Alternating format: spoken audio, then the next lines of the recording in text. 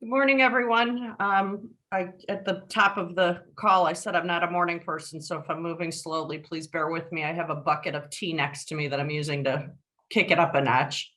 I really appreciate the BBB asking me to do this. I am not a talking head speaker, nor do I do PowerPoints. I want this to be as interactive as possible. I have some loose content here, but we can take a deviation at any point.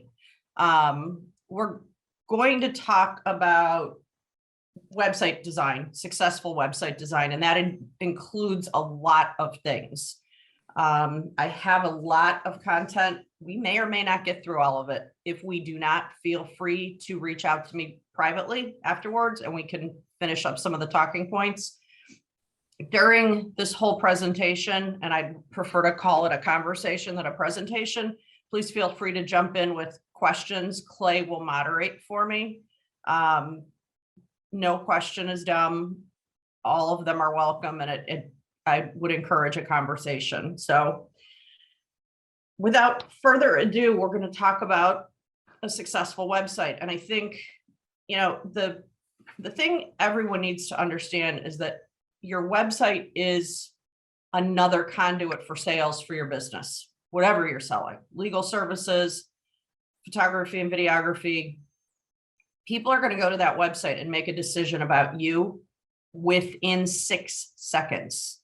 So if your website is not fully representative of who you are and what you do, you need to readdress it.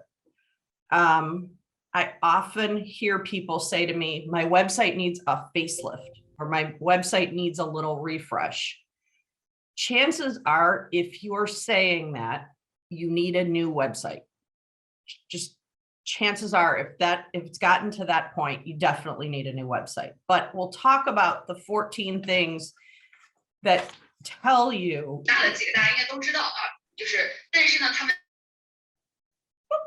Sorry. We'll talk about some things that tell you that you need a new website, not a refresh, not a facelift. One of the things is inconsistencies across your brand. It's very common for organizations to change their branding over time as their market changes, their target audience changes. You need to make sure that your website looks like your brand, like your business cards, like your letterhead, like your collateral material, like any of your decks. Google changes their logo every day. They've got tens of thousands of people working for them. Chances are you don't. So get a logo, stick with a logo, and make sure that it represents your brand across all platforms. Is your website difficult to navigate? I personally hate drop-down menus. I think that they're very, very old school, and those huge mega menus are really old school. Your navigation is the critical element to your website success. It helps your visitors find what they want to find in an easy fashion. It shows them where to go. Think about it as a directory. So, you know, making sure that on your home page, and we're going to talk specifically about the essential elements of a home page later. People should be able to look at your homepage and go, that's what I'm interested in, click a button and go to it. If they have to hunt around, your navigation is way too complicated. Is your website responsive? I know it seems ridiculous in 2022 to ask if you have a responsive website, but many people do not. And several of them think they have responsive websites, but when we run it through the Google mobile friendly test, we find out that it's not. Google switched to mobile first indexing, which means they're going to look at your mobile website before they look at your desktop to determine where you're going to show in a search engine results page when people key in your name or your branded terms. If you are not mobile, or you are mobile unfriendly, excuse me, allergies, you need a new website. Does your website need new functionality? Do you want people to be able to schedule appointments with you? Do you want them to be able to pay their invoices through your web portal? Do you want them to have a record of their whatever purchases? If you need to add that kind of functionality and you're trying to bootstrap on a third-party platform that makes it inconvenient or isn't supported through firewalls, you need to do a new website. Do you even know what your conversion rates are? Have you looked at your analytics? Can you tell what your bounce rate is? Bounce rate is people that have come onto your website and left from the same people they came into. Chances are that landing page is a bad experience. If your conversion rate, excuse me, on your website, and conversion rates can be a lot of things. Did they fill out a form? Did they click? Did they download a white paper? Did they call right from the site? If you're not tracking those things, that's a problem. But if you are tracking them and they're poor, then you need to redo your website. Your website has SEO difficulties. No metadata, too long page titles, too long page descriptions, no XML sitemap.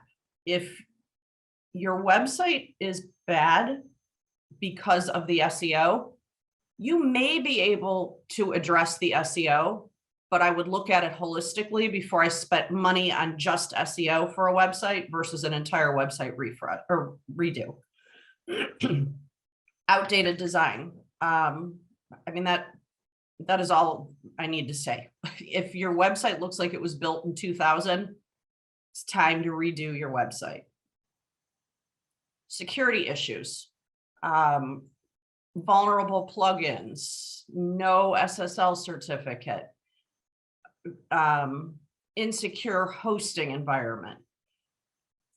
The older a website, particularly some of these old HTML sites versus some of the newer WordPress sites, for example, they've got increased security risk. And if somebody hacks into your information and gets someone SSL, sorry, Jay, I did go down the rabbit hole. SSL certificate is when you go to a website, particularly in a Chrome browser, at the top, there will be either a little lock or it'll say not secure. An SSL certificate, secure socket layer, for those that are geeks like me, ensures that the site is secure.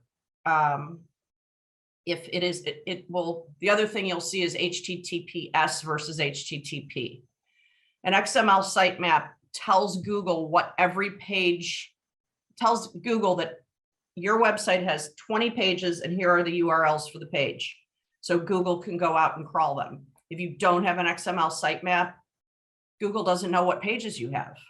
And it's SEO, search engine optimization. That is the act of, and I'm going to sound stupid here, but it's the only way I can describe it. It's the act of optimizing your website for Google algorithms. You are giving Google what they want on your website.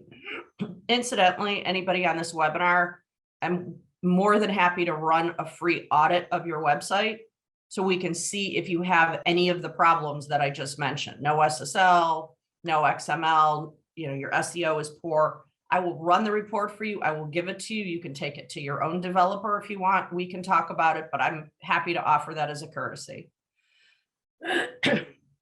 Have you checked your competition? Do their websites look better? If you want to play in the sandbox with your competition, you better have a better presence, or at least an equal presence. So often I see clients that are, and I see it particularly in home improvement, where they put together a website 10 years ago because they had to, and it looks like something that was put together 10 years ago by your intern. And then you go to their competition and there's video and beautiful pages and beautiful images, and it just doesn't compete. And you could be the best kitchen remodeler in the world, but if your competitor has a better website with better images, you're not going to get picked. Is your website slow?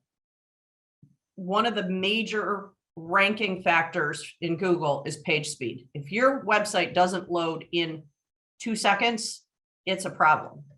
That could be a website problem. That could be a server problem. It could be a number of things, but that load speed is mission critical to where you appear in the search engine results page. Is it a poor user experience? You see UX all the time. And we talked about it, is it hard to navigate? Is it hard to find the information you want? If it is, you need a new website. Can you update your content frequently? With, a modern CMS, any one of you can log into the website and make content edits, new images, update text, which you should be doing frequently. If you've got an old HTML site or the CMS is so complicated that you can't get in there and add a new team member, then it's time for a new website. Going back to the analytics, what is your bounce rate? Your bounce rate is, I came to one page and I left from the same page. Chances are it's either a really boring site that doesn't draw people in, or it's bot traffic. Bot traffic you can't do anything about. But if you've got an extraordinarily, well, I shouldn't say that. You can do things about bot traffic. But if your site is so boring that people aren't even bothering to click to more than one page, you've got a problem. And then we talked about it. Is it old? If it's an old website, it's got all of the problems that I just listed above. And if you've got all of those problems, you need a new website to take care of that. Any questions there so far? Nothing yet, but a good place to pause. There's a lot of really good information. Talked a little bit about bot traffic, and I'm curious, just personally, I'm being a little bit selfish, asking my own question from Better Business Bureau, but bot traffic, you said there are some things people can do about. Do you want to describe a little bit, maybe what bot traffic is? And there are some plugins. We're a WordPress shop, so I'm going to speak from my reference point. The Ssl certificate can stop some of that. Making sure you've got CAPTCHA on your forms. That's it's either the pictures or the 2 + 2 equals, or type in these crazy letters. Making sure that you've got, oh God, there's a plugin that I can't think of the name of right now. Let's see, I haven't gotten to the bottom of my teeth. There is a plugin you can use that dramatically reduces bot traffic. And if I don't remember it before the end, Clay, email me and I'll get the answer. Definitely. Gary has a question. Who can we call on to respond to these questions objectively and knowledgeable? I think that if you, and we're going to talk about that in a minute, but if you look at your website and you have your team members look at your website, you're going to find this very quickly. It's also sometimes good to bring in someone outside your organization because they've looked at it so much. They know, they know how to navigate. So there's no question to them. But if you bring your husband, your wife, your whatever best friend in and have them look at it and say, I don't know where to find whatever.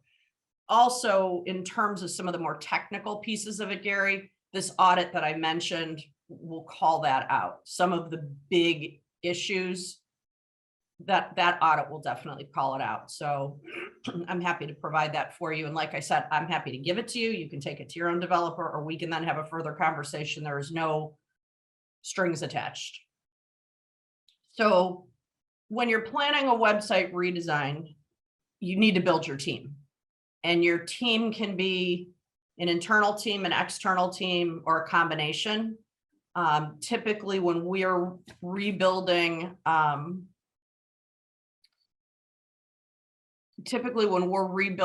a website with a customer, there's their major stakeholders on the project internally. And then I have my project manager, a designer, and a programmer to look at the wish list and see what can be done and how it can be done most effectively. Michael, I'm going to address SEO in the second half of that. So if you'll hang on to your question until then, we can definitely talk about it. Before you start the rebuild, benchmark your current metrics. Look at what your conversion rate is. Look at the number of people coming to the website. Look at the number of new users. What pages are the most frequently landed upon? So that when you rebuild the website, you can compare those same metrics against the benchline. Define the goals of the new website. Are you trying to increase leads, increase form submissions? Are you looking to enhance your position in the search engines through some SEO? Are you looking to improve site speed? Are you looking to improve bounce rate? Know what you're trying to do before you do it. That way you've got a roadmap. Identify your users. Who do you want to attract? I sometimes have I call it brand schizophrenia, where sometimes a client thinks that their user is this person and it's really this person, or sometimes it can be both, which is even more challenging because then you have to build a user experience for two totally different personas. So whoever that is, define the buyer persona during the redesign process so that you can strategize and build assets to improve their experience. I have a client who there's a technology for traumatic brain injury and they use prisms and glasses. Their audience isn't us in the room, it's eye doctors. And they were trying to appeal to the greater person, saying, you know, Meryl, do you have balance issues? We can help you. It's easier for them to sell to a physician who's going to sell to 100 people than to sell to one Meryl. So identify those personas. Branding and messaging. This is the hardest thing for people to wrap their head around, and it will impact your SEO more than anything else. Content is king. If you don't have enough content on your website, Google is not going to index you, which flies in the face of how people consume content. People want as little content as possible. If you don't have enough content, and by enough, for primary service pages, 500 words or more per service page, Google's not going to index your site. And I know I sound like a broken record talking about Google, but at the end of the day, if you build a beautiful website, but nobody can find it, it's like putting up a billboard facing the wrong way. So invest in a copywriter if you don't have the skill set to write the copy that addresses the Google machine, but also makes it easy for people to read. You can take 500 words and break it down into small paragraphs, bullet points, add a small explainer video. Make it easy for people, but also give Google what they want. I know that's a hot button item. People are like, less is more. Nobody wants to read anything. They want to look at pictures and video. They do, but Google isn't a people. Google is a machine, and you need to work for the machine. Make sure you protect the SEO that you have on your existing website. Google's already crawled your website thousands of times, and it's indexed what it wants to index. You don't want to build a new website and lose all that Google juice. So identify what keyword phrases you are indexing for. If you don't have Google Analytics and Google Search Console installed on your website, do it now. Do it before you even consider a website rebrand, because it will give you the tools you need to determine what keyword phrases are people searching for and seeing me and ultimately clicking on me. If they're seeing you and not clicking on you, there's a disconnect in something on that search engine results page that isn't giving them what they want. Identify through analytics what your top landing pages are, or what your top form fills are, or what your top white paper downloads are. You want to keep that information and you don't want to lose it in the rebrand. I like to put together a matrix of the keyword phrases. So this keyword phrase, I rank 1, 2, and 3. This keyword phrase, I rank not 1, 2, and 3, 1 through 3, 4 through 10, 11 through 100. You don't want to lose 1 through 10, but you also want to consider building content around 11 through 100 if those keyword phrases are important to your business. That was just a big mouthful. Does anyone have any questions around that? Nothing quite yet, but I do know it can take a minute to type. Okay, all right. So, and we're going to talk more about SEO. The single biggest mistake I see when people do a brand new website is changing the URL for the individual page and not doing something called a 301 redirect. A 301 redirect says www.pinkdogdigital/home is now www.pinkdogdigital/index. There is a program that you use on the back end of your website. There's typically a plugin available, or it can be done at the server level where you tell Google, this page is now this page. If you don't put those 301s in place and those index pages are still there and people click on them, they're going to get a 404 error. People leave websites that have 404 errors. So if you do nothing else about what I just said about protecting your SEO, get those 301s in place. Great. Yeah, we had a few questions roll in. Go ahead. Both of them about SEO. Might need a little clarification, but from Michael, how do you index keyword phrases? Might need a little clarification on that question, but. So I think what Michael is saying is, how do you get keyword phrases to index in Google? Is that correct, Michael?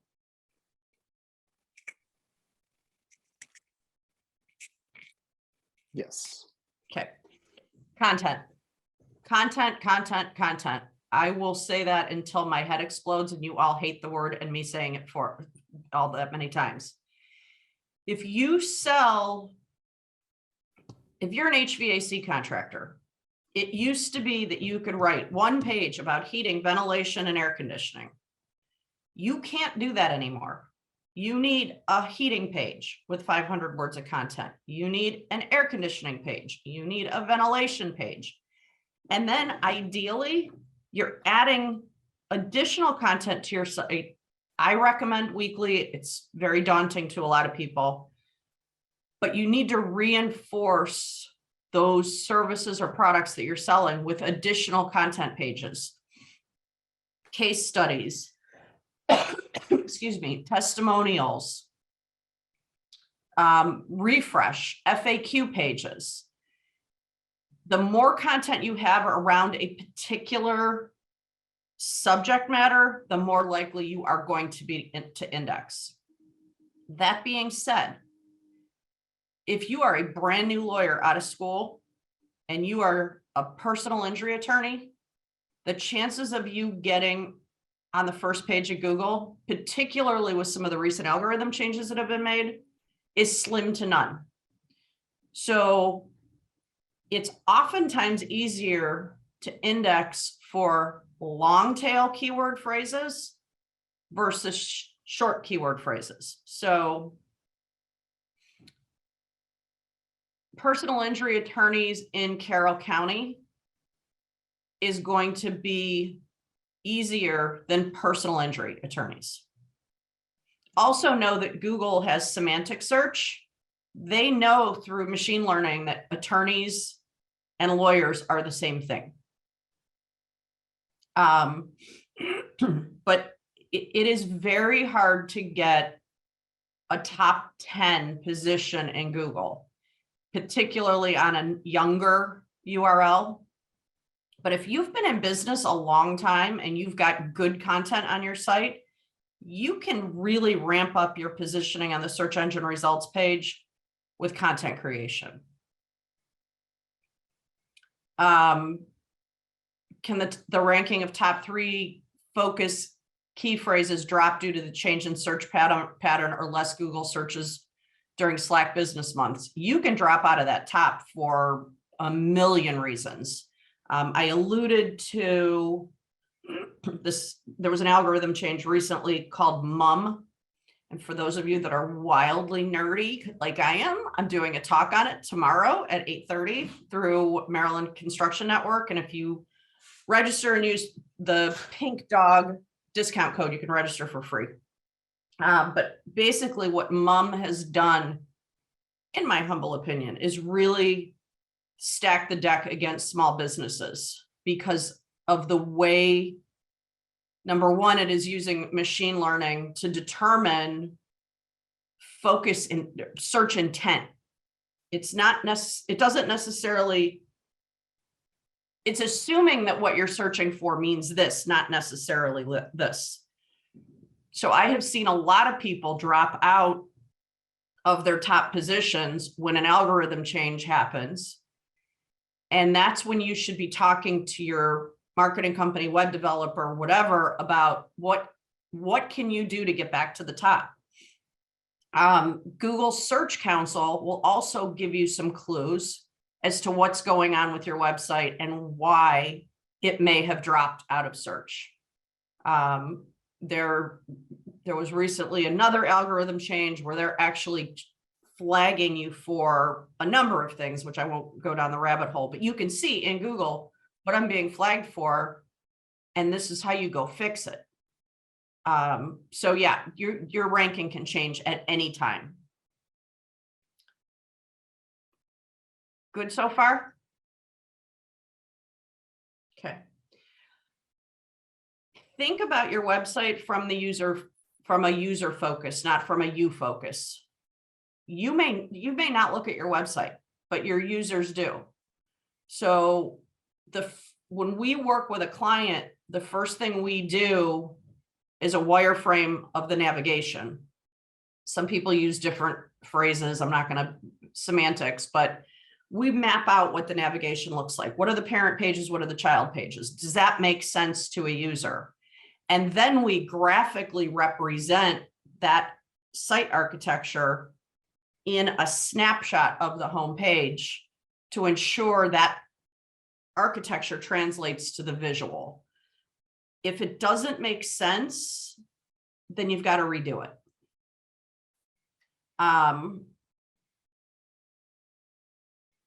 The big thing here is mobile. Again, mobile first indexing. Again, through your analytics, you can see what your traffic is. Typically, if you're B2B, you're going to get a lot more desktop than mobile.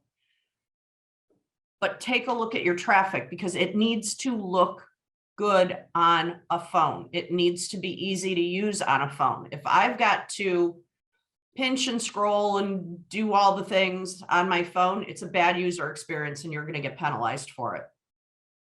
Some people use really stripped down versions of their website on the phone to make it easier. They eliminate maps and things that you've got to, move around the page or whatever. think mobile first when you're doing any website redesign. Certain industries, you can get away with being more creative, but if you've got a video on your homepage, you may take that video out of the mobile experience.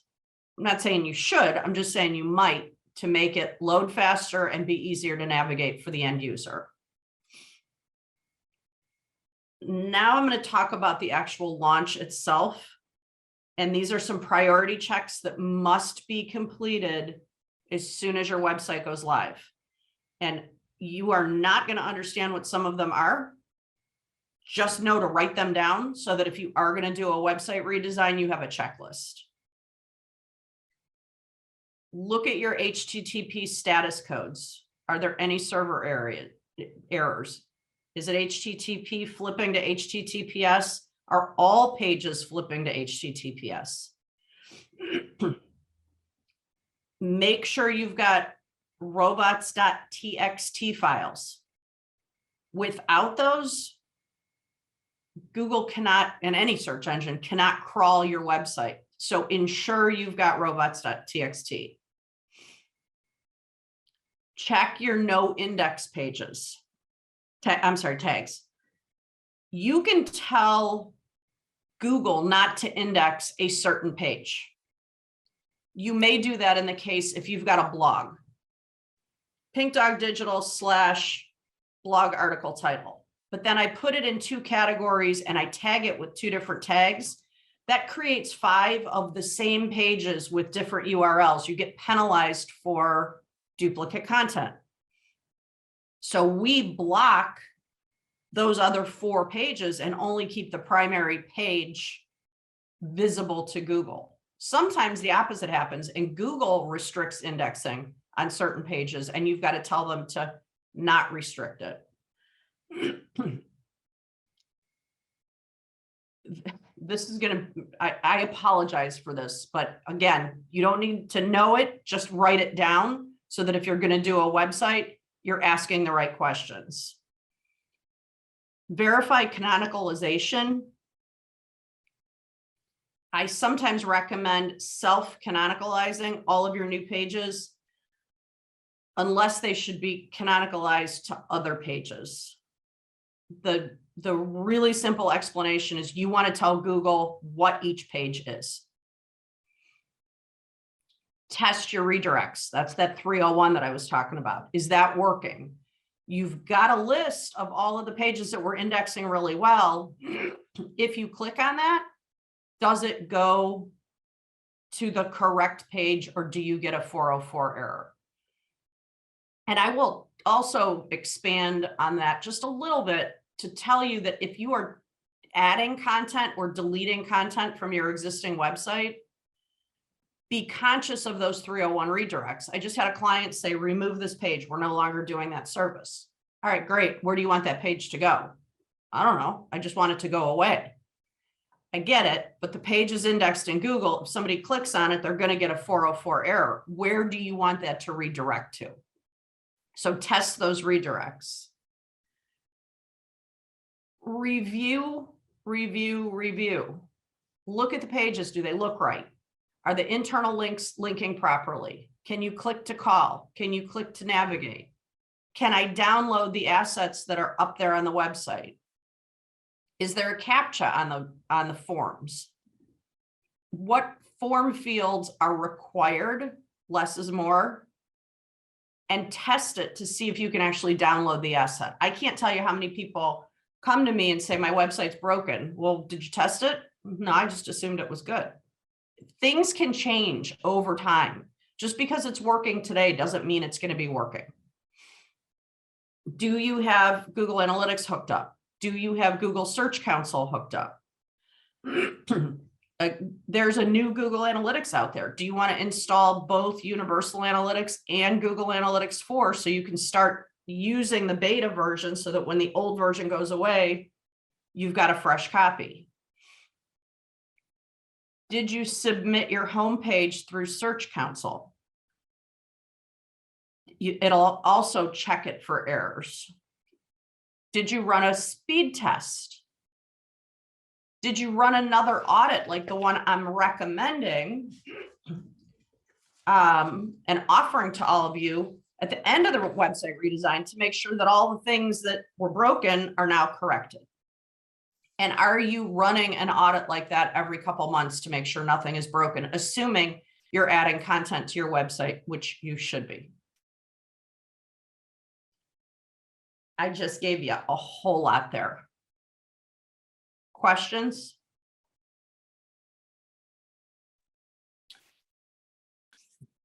We can give the attendees a second to type here. Takes a little bit of time to get things written out sometimes, but no questions so far. That's fine. All right. So we've talked a lot about design and what the homepage should be about. Think about your homepage as a warm greeting and a firm handshake. If your website doesn't make people feel like you just shook their hand through your digital footprint, you need to change that up. Visitors will form an opinion, and this is different than the statistic I used before, but this is the actual statistic. They form a mental opinion in 0.05 seconds upon jumping on your website. So you have a very short opportunity to keep them from closing the tab. There are many components that make up a great homepage. And when considering the time you have and the goals for the homepage, sorry, my allergies are horrible today. Make sure your primary call to action is above the fold. Call now, contact us, free assessment. As high up as possible that you want that information. It above the fold is an old newspaper term that when you flip the page, it should be on the primary page. Beth, let me put a pin in that. I'll be right back to that. The short answer is yes, you need video. Your homepage should be designed to keep the visitor on your homepage for however long it takes to convince them to engage with your site further. Go to additional pages, download a white paper, fill out a contact form. Depending on the goals, the primary call to action may be to shop, subscribe, sign up for a free trial. You may have a secondary call to action, customer loyalty program, signing up for a blog. Again, I'm going to get to that, Beth, in a second, or following your brand on other social media or on social media accounts. To optimize your homepage, try updating the links to product information, including a free trial or a demo. Free is better. Dollars off is second best. Percentage off is third best. Or show testimonials or user-generated content. You can use widgets to pull in your social media or your reviews to your homepage so people can see what other people are saying about you versus what you're saying about you. Some features of a successful homepage, and then Beth, I promise you're next. Features of a successful homepage: catchy headline. Work with your branding company to come up with something interesting. Quality service is not a catchy headline. If you didn't offer quality service, would you be in business? Our tagline is building brands with bite. It doesn't take rocket scientists to come up with something clever and catchy that people will remember. A collection of enticing primary and secondary calls to action. The more you can get them to do on that homepage, the more they're going to do with you as a business. Images and video are critical. You can't have all text, but you have to have images that are representative of you. Now more than ever, if you're going to use images, you need to think about your audience. Do your images represent your audience? Racial diversity, age. I often see on websites about makeup where they're using 25-year-old models to demo this makeup. Well, how about you put it on a 60-year-old person and see what that looks like? If you're trying to sell makeup to women, you need to be providing women who look like you, women who look like other people in the room. You need to consider your audience and make sure that there's people everywhere that look like the whole market. Real images are better than stock images. Video is better than everything. If you have to use stock images, please make sure that the web developer you're using has a license for whatever asset you're using, or you will get a letter from Getty Images that says you owe me $3,000 for using my image without my permission. Make sure your website includes the benefits of your product or service or offering. Make more money, save more money, energy efficiency, reduce gas bills by whatever.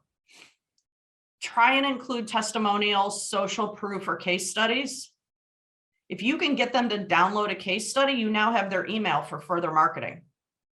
So think about where can you capture people and put them in a funnel. Make sure the navigation is easy to get to the other pages of the website. Again, develop blogs, resources, guides, ways to use your products or services. That kind of stuff is invaluable because that will get people to come back to your website more and more. Include awards, badges, or organizations that you're a part of. Are you a super lawyer? Do you have the SEO award for 2020? The homepage is your brag book. It's everything about you in a nutshell that allows them to jump off and get more information about that particular thing. So Beth asks, do you recommend doing a video and write a blog to give the Google content while making it easier for the visitor? Yes, yes, yes, and yes. Video is king right now.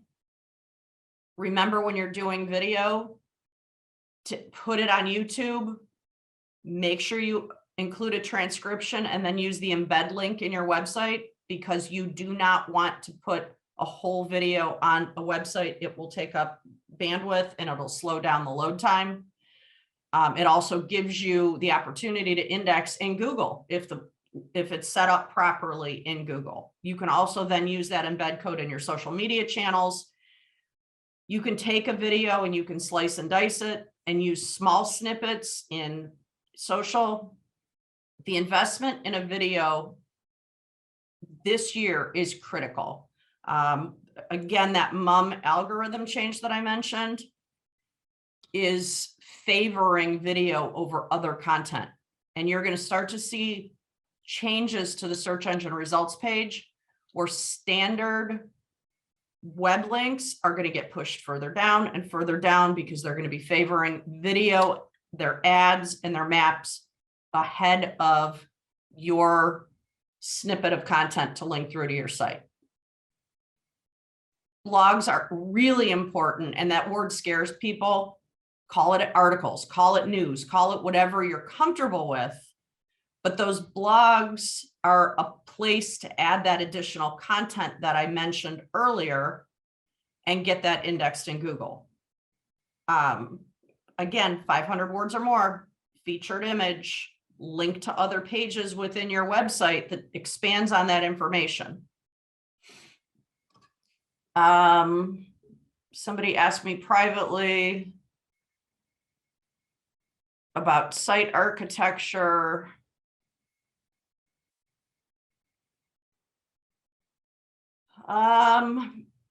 David, ping me offline and we can talk about this. I'm not exactly sure where you're going, but because you sent me a direct message, I don't want to do that in the open forum without your permission. But if the short answer is you should be working with somebody that knows what they're doing. Maybe your niece knows how to develop a website, but she might not know SEO. Maybe she's going to recommend that you're going to do a Wix site versus a WordPress site. Probably not the way to go. Don't go with the cheapest version. Don't go with the cheapest version of anything. Like anything, you get what you pay for. Make sure that they know the front end and the back end. Very rarely do I find a web developer that knows SEO or an SEO person that knows design and user experience, which is why our team has both.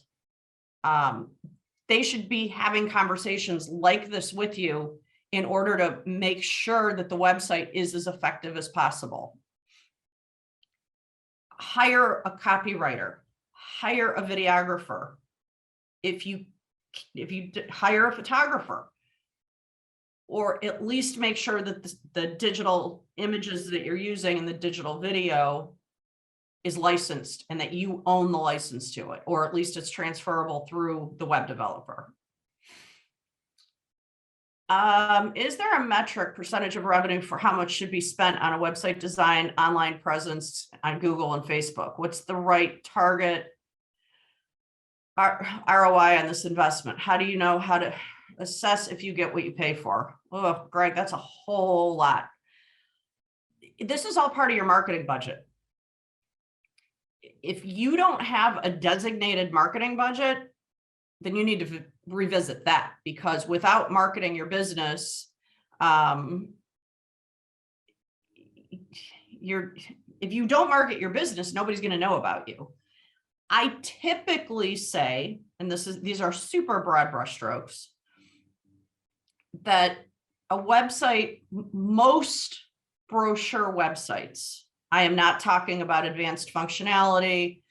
I am not talking about e-commerce. I am not talking about, a big, huge parts manufacturer site with thousands and thousands of products on it. I'm talking about a brochure website for a small business. You're going to spend $5 to $10 grand max on that. On ads, the spend isn't as important as the click-through rate and the conversion. Because if you're spending money and you're getting click-through rate and conversion, you're making money, or you should be. So a good click-through rate on Google and Facebook ads, in my opinion, is 2%. And then you look at how much you're spending against what you've gotten for it. The new analytics is going to allow you much better tracking about people's activity on your website. So I would encourage anyone to add GA4 to their existing analytics and build in more, it's called events tracking, to see what people are doing when they're getting there. I can't tell you what that number is, because a lot of it depends on the size of your business. I typically tell my clients, spend no less than $1,000 a month on Google ads. You can get away with a lot less on Facebook and Instagram, but make sure that your business that your offering is relevant to Facebook and Instagram. I have a client that wants to run a recruitment campaign, which is a great idea on Facebook and Instagram, but he needs people that have got security clearance and 6 years experience in the satellite imaging industry. I am not finding that on Facebook. That is not going to happen. So know who you're trying to reach. The mega menu part, if the website has hundreds of products, usually I like to have a product lookup that allows them to find what they want quickly and easily. You're going to need to kind of reduce those products into buckets so that they can drill down deeper into the numbers of products.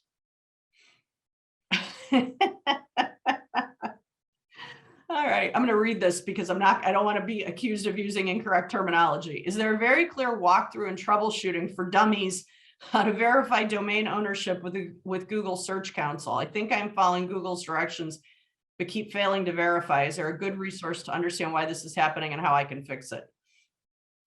There's something going on in your verification process. For those of you, this question, just call me and I'll walk you through it. It's easier than trying to explain it to a group of people that don't have any idea what we're talking about.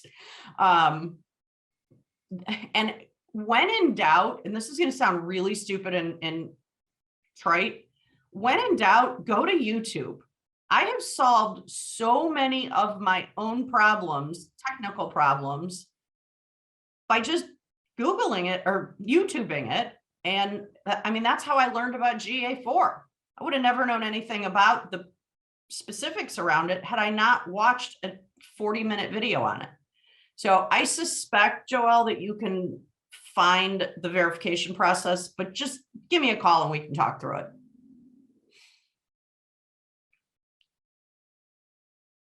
What else does, I've thrown a lot at you, and I realize some of it is very technical. And if you're in marketing, you may have a good understanding of some of it. If you're a business owner, you may not have any idea what the hell I was just talking about. No question is a dumb question. If you're not comfortable asking it in a public forum, you can email me. Clay, can you put my email in the chat for everyone, please? Absolutely. Right. You know, or give me a call or whatever, and I'm happy to have the conversation. Same thing. If you want me to run that audit for you, shoot me an email with your URL and I will go ahead and get that for you. And you can do whatever you choose to do with it. Typically after these events, I get inundated with requests. So give me a minute and but I will definitely get it for you. What else do we got? Clay, I know you got I see your head spinning. I actually got booted from the room for a good 2 minutes there for a second. So I'm just now coming back from panicking. Oh my God, that's funny. I was able to get back in and nothing was, I guess we didn't all get booted, thankfully. I guess the follow-up that I will suggest is that you use your analytics and you use your Google Search Console and have your marketing department, or if you're the owner of the company, you take a look at it. Eyeball this thing monthly. Things change so quickly with Google, and they're out there. I mean, there's thousands of algorithm changes per year. Some of them are big and giant and we know about them. And some of them, we have no idea what happened until we see our traffic fall off. I'm the nerd that reads the blogs. You're not going to know about this stuff unless you see it live on your analytics. These are free tools by Google to tell you what to fix and how, in many cases, how to fix it. So I highly encourage you to monthly monitor. What about Google Ads? I sell software as a service and have been directing people to our posting on Google Workspace Marketplace because our homepage is disapproved due to malicious software. Oh boy, you got a whole lot of problems. So there is a tool, and I'm going to say it wrong, but if you Google it, it's called, I think it's called Sucuri, SUCURI, or something of that nature. For $200, it'll clear your website of any malware. It's worth the investment. People going to your Google Workspace Marketplace is okay, but every day that malware is on that site, Google is devaluing you, devaluing you, devaluing you. That is not part of the audit, but this Sucuri, and again, I got to Google it myself to see what it's called. But yeah, that's it. That's exactly what it is. It will do an audit of the site and tell you you've got malware, you've got, whatever. It'll go ahead and clear that malware for a couple $100. What could be the root cause that Google told me the website can't do Google Ads because it's not globally accessible? However, after checking the server and the backend engineers, we didn't find it. So we didn't register the website with Google Search Console. All right, that's a whole other question. First of all, get the site on Google Search Console. Google will reject ads based on things like malware on the website, evidence of it having been hacked. you need to run audits to find out what's wrong and then fix it, because they're not going to let you run an ad if you're directing people to a website that is going to ultimately get ransomware, phishing, any of the bad things. So use your audits to fix your house. And in some cases, those websites are so infected that they have to be redone completely. We are running out of time, maybe time for one more question. Otherwise, I will reiterate, happy to run an audit. It does not identify malware, but I can direct you to one that does.